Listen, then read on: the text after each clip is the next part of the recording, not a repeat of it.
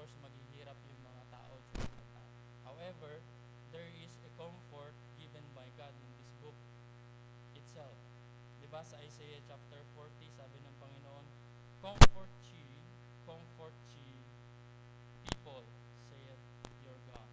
There is still a comfort. And what are those comfort? And we can see in Isaiah chapter 7, there is a birth of the Messiah. Di po ba? And also in this chapter, in chapter 40, sinabi po dito, there is a forgiveness of sin. Sabi po dito, the iniquity is pardoned. Di po ba?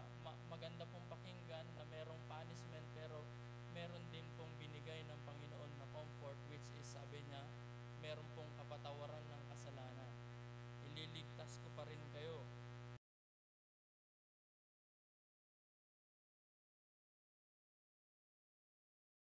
For the wages of sin is death, but the gift which is eternal life through Jesus Christ.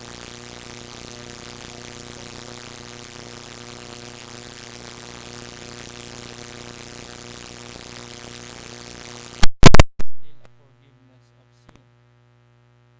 And in the time of Christ po mga kapatid, He is the comfort of the believer during that time. Imagine, just like what I said, if you are in the time of Christ, kung nandun ka sa panahon ni Kristo at kasama po siya, maaari mong sabihin, wow, hayang-hayang buhay. Kasi they can see that the Lord Himself healed those sick. He performed miracles. He even raised the dead. He even feed those hungry. Pag nandun ka sa panahon, sabihin mo, wow, hayang-hayang buhay kasi nandito si Kristo. However, after the ministry of the Lord Jesus Christ dito sa earth, ang sabi ng Panginoon sa kanyang disciple, I need to go away. And that is John chapter 14. Sabi ng Panginoon, aalis na ako. And I will prepare a place for you, and then I will come back again.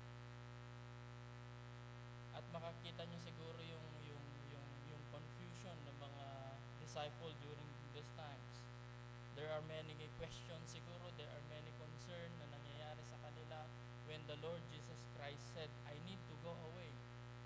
Napakahirap po yun sa kanila.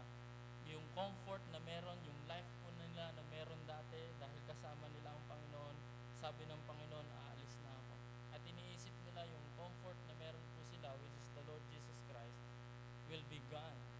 However, meron pong comfort na binigay pa rin ng Panginoon sa kanila. Despite of this discomfort, merong comfort na iiwan ng Panginoon, which is in John. Tingnan po natin mga kapatid, si John chapter 14. Balikan po natin ulit.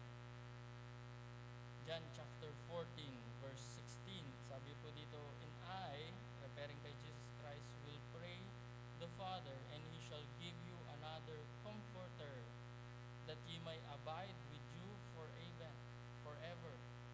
In verse 17, even the Spirit of truth, whom the world cannot receive, because it saith Him not, neither knoweth Him, but ye know Him, for He dwelleth with you and shall be in you. That is the promise of God. That is the comforter na ibibigay ng Panginoon. And even in chapter 16 again, did verse 6 and verse 7, sabi po dito, but because I have said these things unto you, sorrow hath filled your heart. There is a sorrow sa mga heart ng mga disciple kasi iiwan ng Panginoon. Pero sabi niya, dapat yung puso ninyo hindi ma-filled ng sorrows. In verse 7, sabi niya, nevertheless, I tell you the truth. It is expedient, or it is better for you that I go away, for if I go not away, the Comforter will not come unto you. But if I depart, I will send Him unto you. So we can see here the comfort na binigay ng Panginoon. Yes, He is the comfort. He Himself, the Lord Jesus Christ. And when He go to heaven, ascended to heaven, He gave this comforter. Tingnan nyo yung care na binibigay sa atin ng Panginoon. Ayaw ng Panginoon na tayo ay walang comfort. There is no comforter sa atin. Ayaw ng Panginoon po yan. He always give comfort sa mga mananampalataya po mga kapatid. sa panahon po natin, not only the disciples na binigyan ng comfort ng Panginoon, even the believers, tayo mga kapatid, meron pa rin po tayong comfort, which is the Holy Spirit. Kaya kung may mga problema po tayo sa buhay, spiritual man yan, o physical, o emotional, mental man yan, we seek the comfort of the Lord. Kasi open po tayo. Open po tayong, meron po tayong comforter sa ating buhay. So yung comfort na meron po tayo is always available through the Holy Spirit. Meron po laging comfort yan. And because of that comfort, we are released from fear. Just like what I said, there's a lot of fear na nagaganap dito po sa atin as Christians. Fear mo kung sino yung mga papangasawa mo Sunday, fear mo kung sino yung mapapangasawa mo, paano kayo mabubuhay pang-araw, what will going to happen for me in the future. Those are fears na meron po tayo, di po ba? Hindi pa nga nangyayari, nai-stress na tayo sa kaiisip sometimes. Di po ba? Ang dami na nating isip. Wala ka pang anak, iniisip mo na yung pag-aaralin mo yung anak, anong kursong kukunin. Pagtanda mo, hindi ka pa nga tumatanda. No? Hindi ka pa nga namamatay, pinoproblema mo. So there's a lot of fear that is going on around the life of Christian. At lahat po tayo is not exempted. As Christian po mga kapatid, we are not exempted of suffering. Meron po tayo yan. Hindi po yung Biblia po ay hindi tinuturo na once you become a Christian, there is no more suffering. No. In fact, when you become a Christian, more suffering will be going through your life as Christian. Sabi nga sa Biblia, it was given sa atin bilang mananampalataya not only to believe in the Lord Jesus Christ, but also to suffer for His name's sake. So there is a suffering that's going on. There is a problem that's going on in our life. However, this fear na meron po tayo was relieved through the Holy Spirit. Hindi po natatanggal yung hardship, pero meron po tayong, we can assure that we can survive in all the problems that we have. Magsusurvive po tayo. Why? Because there is the Holy Spirit sa atin.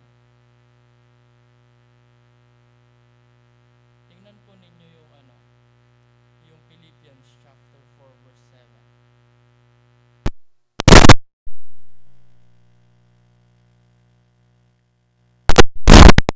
Guard po niya tayo.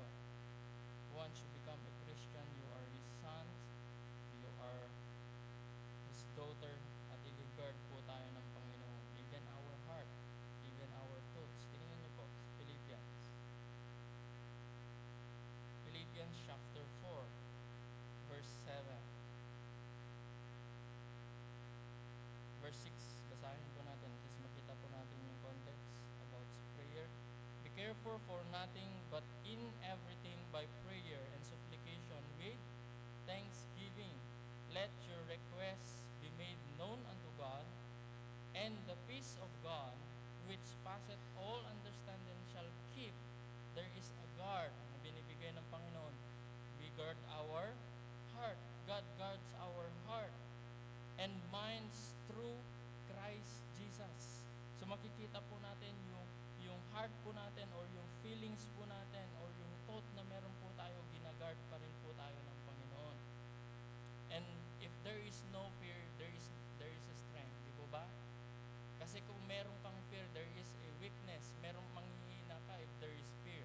But if there is a strength coming from the Holy Spirit, ay yung fear po na ito ay marirelease sa ating buhay. Yes, suffering will come, pero yung fear ng suffering na pagdadaanan po natin ay mawawala po yun through the help of the Holy Spirit.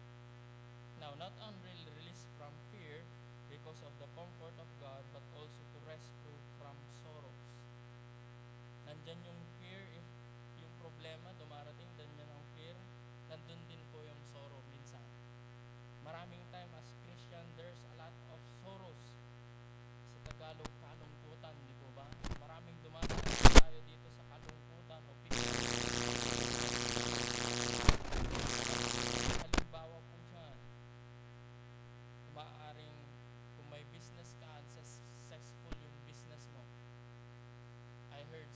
our member na business, but niloko sila yung million-million yung nakuha sa kanila. At merong sorrow po dyan. Hindi mo naman basta-basta mapupulot ang pera, mga kapatid. There is a sorrow if you are unsuccessful in your business.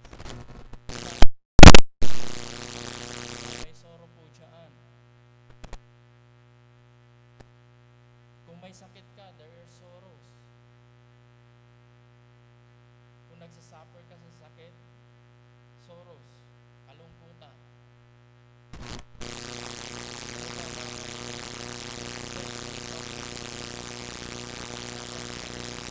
You can see those sorrows sa mga loved ones po nila na naiiwan.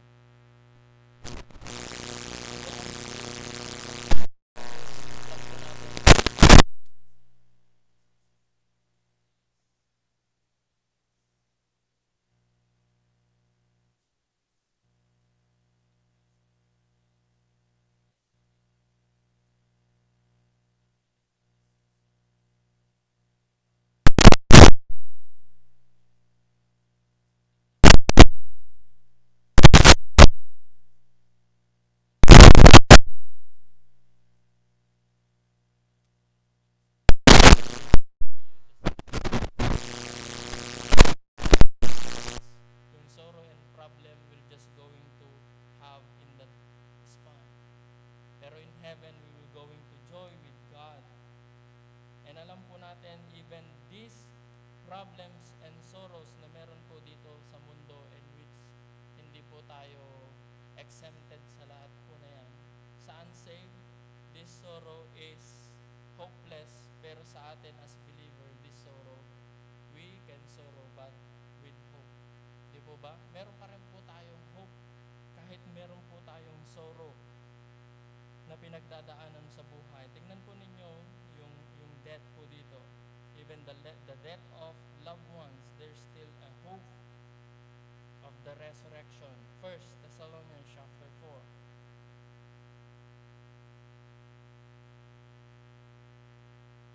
1 Thessalonians.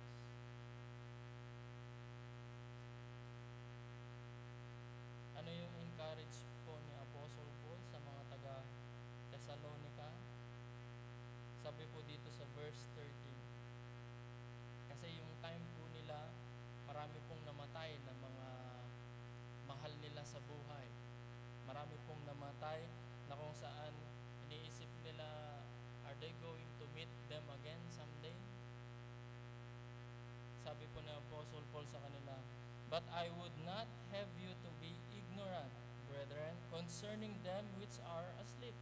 Referring po sa mga namatay, that ye sorrow not even as others will have no hope. The unbelievers, when they sorrow because their loved one is died, yung sorrow po nila is hopeless. There is no hope. However, we as Christian, yes, we sorrow when our loved one died. However, yung sorrow po na yan is with hope.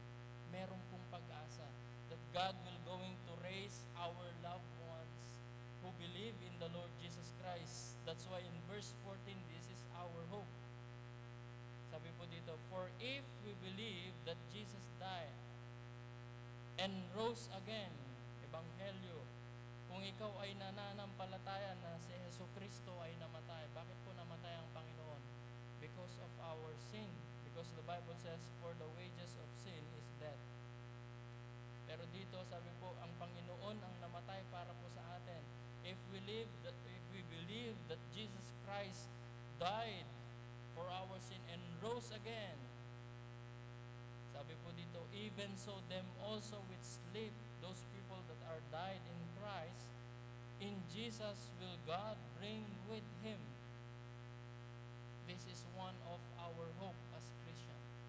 Yes, if we will going to die someday, God will going to raise us up once again.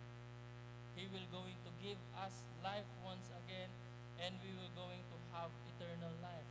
Why? We believe in the Lord Jesus Christ. The Bible says we need to believe in our heart. Taos puso yung pananampalataya mo kay Jesucristo. Yes, if there is a sorrow, there is a comfort na binibigay ng Panginoon with hope.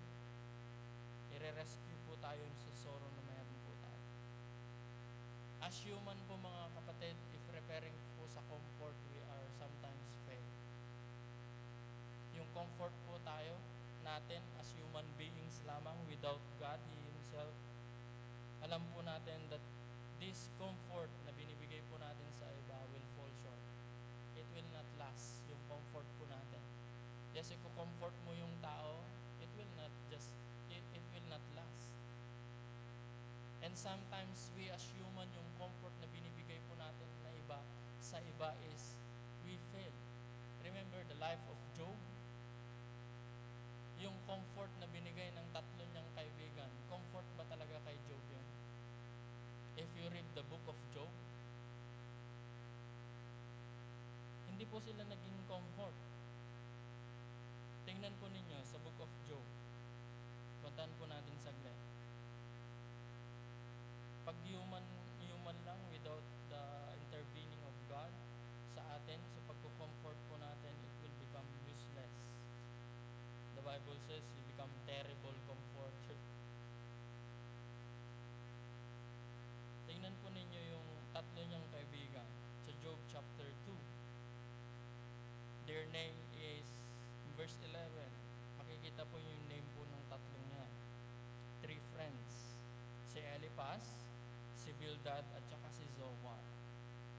Nalaman nila nga na ano yung nangyari kay Job. And in verse 13, because of the things na trouble or problems na dumating kay Job, ito yung makikita po natin, verse 13. So they sat down with him upon the ground 7 days and 7 nights, and none spake a word unto him. Minsan sa sobrang problema ng isang tao, hindi mo alam kung anong sasabihin mo, tama? Hindi mo alam kung anong sasabihin mo. And these 3 friends, 7 araw po mga kapatid at 7 gabi, umupo lang sila at di po sila nagsalita kay Job. Sinamahan lang nila. And in our sorrows mga kapatid, maganda rin kung meron po tayong mga kaibigan na in sorrows time, tatabihan ka, kakausapin ka. A good thing. Bakit po nila ginawa yun? In verse 13, again, in the last phrase po dito. For they saw that his grief was very great. Grabe na lamang yung lungkot, yung sorrows ni Job. And these 3 friends, they try to comfort Job. Pero ang nangyari sa Job 16, alam po natin yung comfort po nila terrified. Sasabihin nila kay Job, ay kasi kasalanan mo yan. Kailangan mong bumalik sa Panginoon, mag-sorry ka sa Panginoon. Pero alam po natin, sometimes, sufferings will come in our life not only because of sin. Pwede yan, maaari, because of your fault. Pero hindi po nila sinabi yung mga kaibigan po nila, sometimes suffering comes because God asks you to be strengthened. Ginagamit ng Panginoon yung suffering para mas lalong lumalim yung pananampalataya po natin, which is those friend of Job, hindi po nila sinabi yan kay Job. Hindi po nila alam yan, kaya pinarusahan po sila ng Panginoon in the end, di po ba? In Job chapter 16, basahin po ninyo. After ng yung mga comfort na binibigay po nila kay Job, ito po yung sabi ni Job sa kanila. 16, verse 1 and 2 and 3. Sabi po dito, nandun na po ba kayo? Sabi po niya, then Job answered and said, I have heard many such things. Miserable comforters are ye all. They are trying to comfort Job. Pero sabi niya, napaka-miserable yung comfort.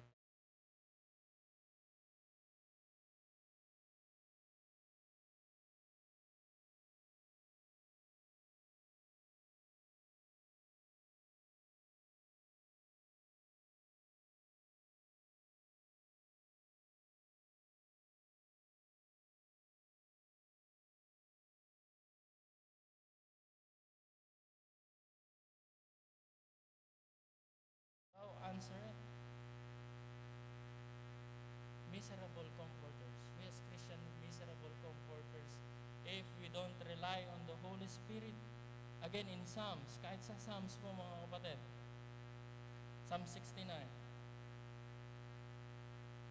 verse 20. Sabi po dito, reproach hath broken my heart, and I am full of heaviness. And I looked for some to take pity, but there was none, and comforters, but I found none. Walang comfort. Pero we praise God, there is a comfort given the Lord Jesus Christ, He Himself. And the Holy Spirit, He Himself, binigyan po tayo ng comfort.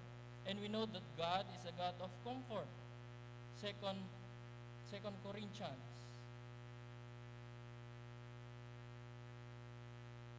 Second Corinthians chapter 1. Without God, without Jesus, without the Holy Spirit, there is no comfort. Kaya sinabi po dito sa verse 3,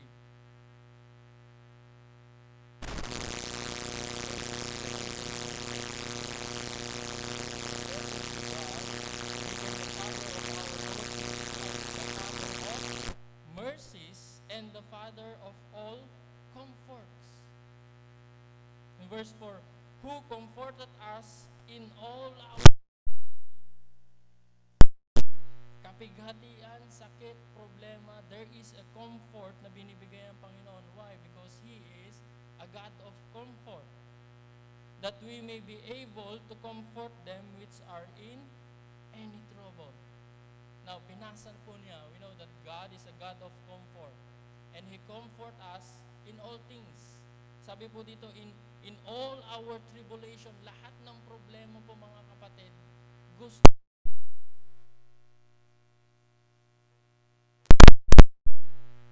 Hindi po natin na-realize na ang comfort po natin talaga is the comfort of the Lord Jesus Christ Himself. Kahit gaano kagaling yung doktor mo, kahit gaano kabisi, yung comfort po na yan, na meron po, will not be last. Paano kung hindi ka pinagaling ng Panginoon? Paano kung yung problema mo ay nagpatuloy?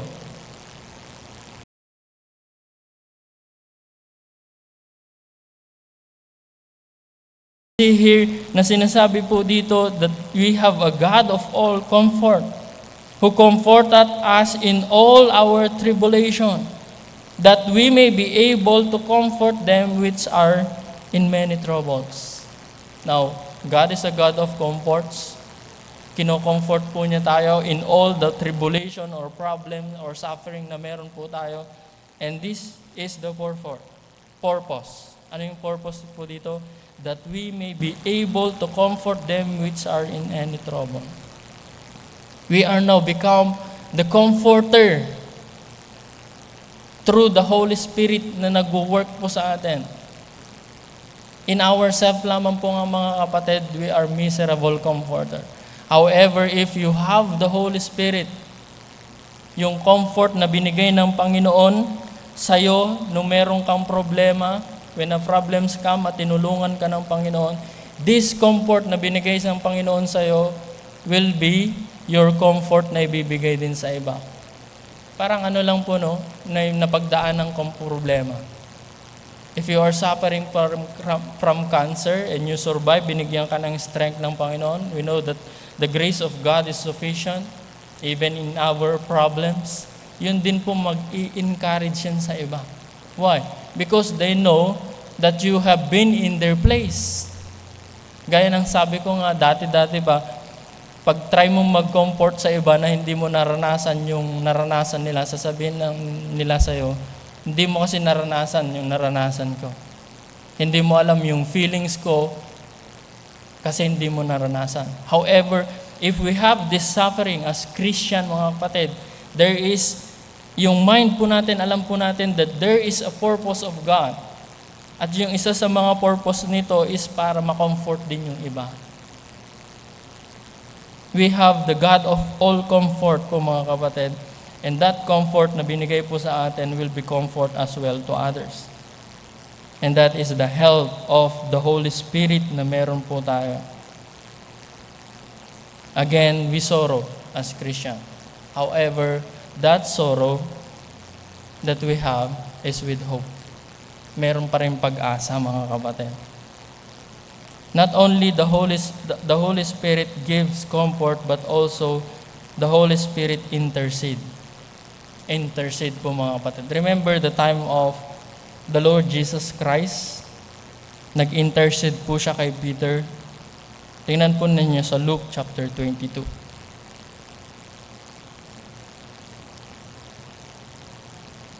Luke 22.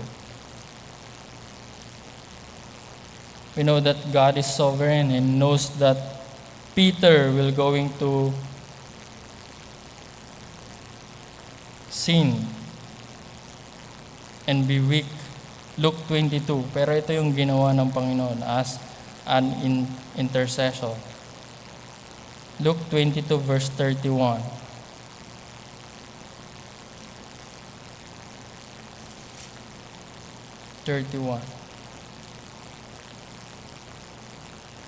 Sabi po dito, and the Lord said, Simon, Simon, behold, Satan hath desired to have you, that ye may sift you as a wheat. But I have prayed for thee, that thy faith fail not. And when thou art converted, strengthen thy brethren. Verse 33, and he said unto him, Lord, I am ready to go with you both into prison and into death. Tingnan niyo yung kayabangan ni Peter. But the Lord Jesus Christ said in verse 34, I tell thee, Peter, the cock shall not crow this day before thou shalt thrice deny that thou knowest me. Kung wala yung intercession ng Panginoon, without the help of the Lord Jesus Christ, Peter will be failed. Hindi na siya magiging kagamit-gamit ng Panginoon. Pero pinag-pray ng Panginoon siya sa intercession, siya po yung namagitan kay Peter at sabi po niya dito sa kanyang salita, siya yung magiging strength sa kanyang mga kapatiran. Siya yung magiging strength nila. And we know that the Holy Spirit is again the one who intercedes us. Not only the Lord Jesus Christ as our comforter, no?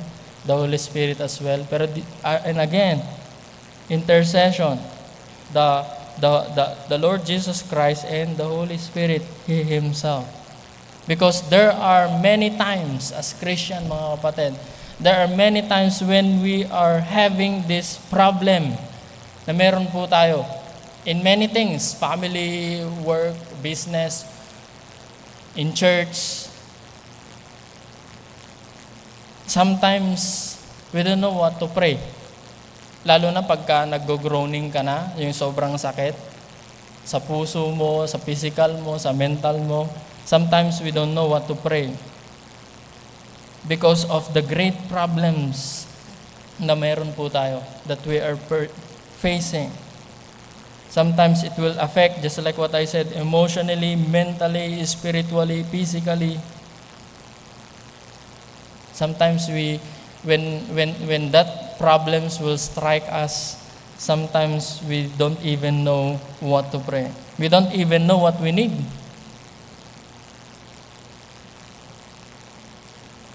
And sometimes we don't even know how to ask God. Hindi ko alam kung meron na kayong naranasan ng time na ganun sa buhay po ninyo. Pero marami na akong nakita ng mga tao. They just cry. Iyak ka na lang. Hindi mo alam kung ano may pagpipray mo, anong kailangan mo sa Panginoon. They just cry.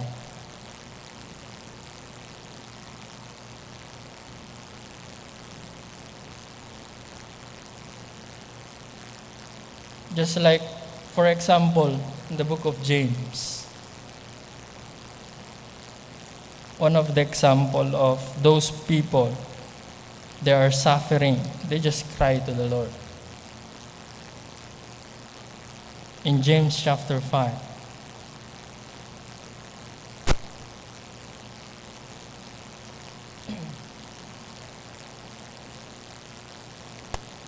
James chapter 5. In the time of James po mga kapatid, there's a lot of persecution sa mga Christian. Most especially those people na rich, mga mayayaman. Yung mga Christian dati, mga mahihirap lamang po sila.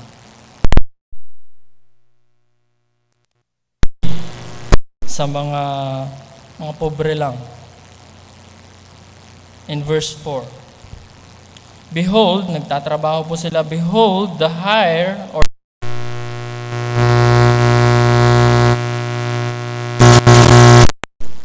which is of you kept back by fraud, crieth, and the cries of them which have reaped are entered into the ears of the Lord of Sabaoth. And in verse 6, makikita po natin dito, grabe persecution po nila even until death. Sabi po dito, ye have condemned, ye referring po sa mga mayayaman during that time, ye have condemned and killed the just, and he doth not resist you. So there is a persecution, even their salary, hindi po nila binibigay. Sana naman po mga kapatid, yung may mga business po dito. You give right for your laborers. Right salary, bigay po na. Kasi kung hindi mo bigay yan, they just cry to the Lord. Ayari ka.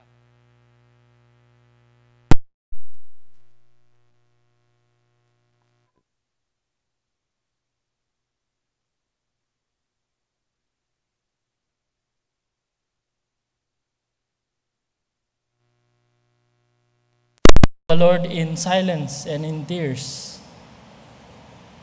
And how God knows our prayer now. Kung ganun po tayo, pag hindi po tayo nakakapagsalita, we just cry to the Lord. How God knows our prayer. We know that God knows our heart.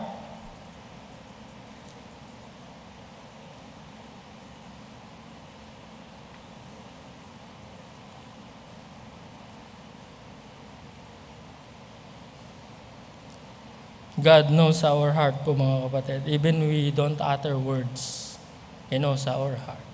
He knows our mind. He knows our prayer.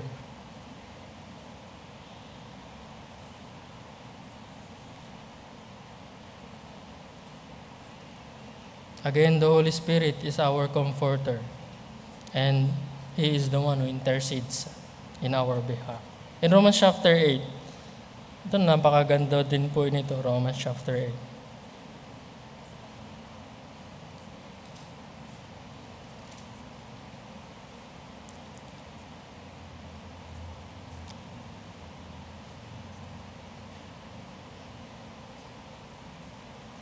Romans chapter 8,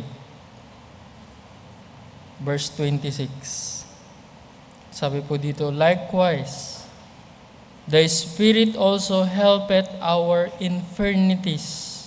Yung kahinaan na meron po tayo, the Holy Spirit is the one who help us. For we know not what we should pray for as we ought. Sometimes because of hardship, di ba?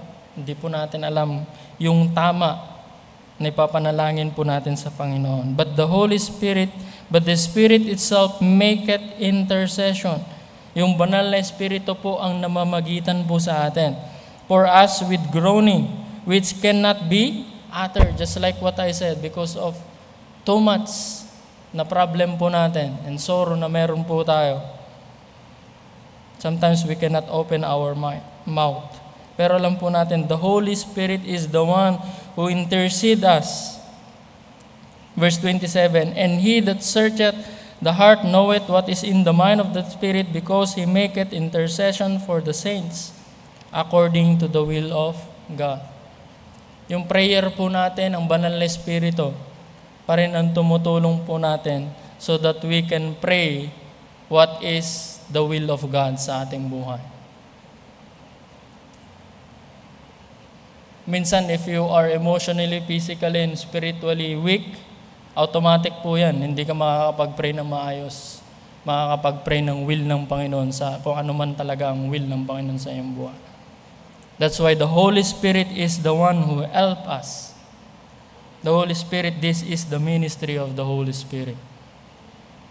And another thing po mga kapatid, the Holy Spirit give patience and hope.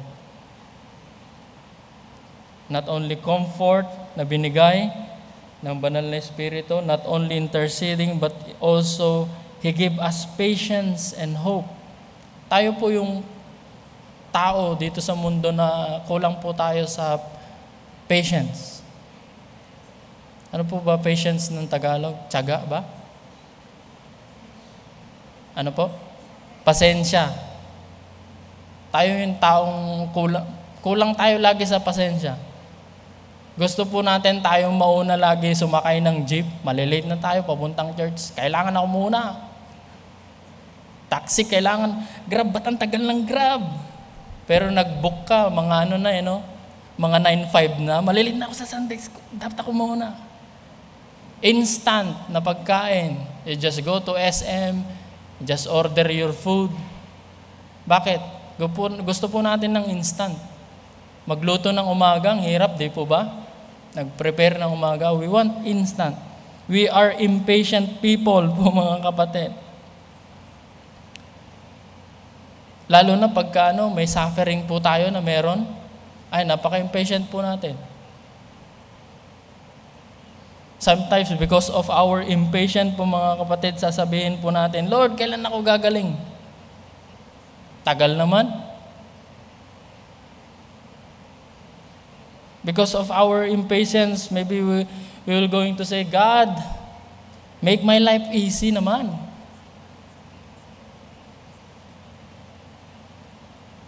Gusto ko naman yung buhay ko, dapat maayos, smooth. O kaya sinasabi natin, Lord, just take me out of this problem. Di po ba? Dapat wala. Usually, ganun yung prayer ng iba. Sasabihin nila, Lord, ayaw kong magka-problema. Please, Lord, wag mo akong bigyan ng problema. As Christian, wag mo akong bigyan ng problema, Lord, ayaw kong ma-stress sa buhay. Sayang beauty ko, mawawala beauty ko. Pero as Christian po mga kapatid, hindi po yung ganyan ng prayer po natin. Because we know that suffering you will going to face suffering in the future. Kaya ang prayer po natin mga kapatid is, God, please strengthen me through the suffering na meron ako ngayon. That is our prayer. Kasi yung suffering talagang meron na po yan sa atin. So our prayer is, Lord, please give me strength para mag-survive sa suffering na meron. Just like what I said mga kapatid, we are impatient people. We are hopeless. But remember, because of the Holy Spirit na meron po tayo, yung patient po na yan, impatient po na yan ay mapapalimtan po ng patience. Yung hopelessness na meron po tayo because of the Holy Spirit na binibigay po tayo sa atin, we will become hopeful sa Panginoon. And next week, we will going to continue. Titignan po natin yung patience na binigay ng Panginoon sa atin. Titignan po natin yung hope na meron po tayo even we are going through trials as Christian. Remember po mga kapatid, the ministry of the Holy Spirit, His strengthening ministry. Kung nanghihina ka, you know that our God, the Father, and then the Son, and you have God in you, the Holy Spirit. Meron po kang strength. Hindi ka manghihina. Huwag mong isipin yung mga problema na sabi mo, nanghihina ako, but the Holy Spirit will going to give you strength beyond your capacity or ability. Bibigyan ka ng strength ng Banal na Espiritu. You just draw near to God and He will going to again, the Bible said, renew your strength. Those people that are waiting for the Lord will renew their strength. Sabi nga po ng banal na salita ng Panginoon. Let's all stand please and let's pray.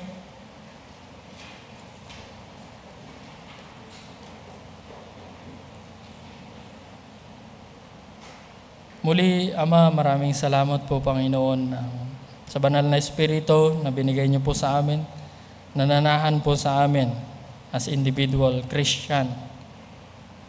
At siya po yung nagbibigay po ng kalakasan po sa amin, siya yung nagbibigay po ng comfort, siya po yung namamagitan po sa amin. And we are so thankful, O Lord, because if we were just going to trust in ourselves, we were going to fail.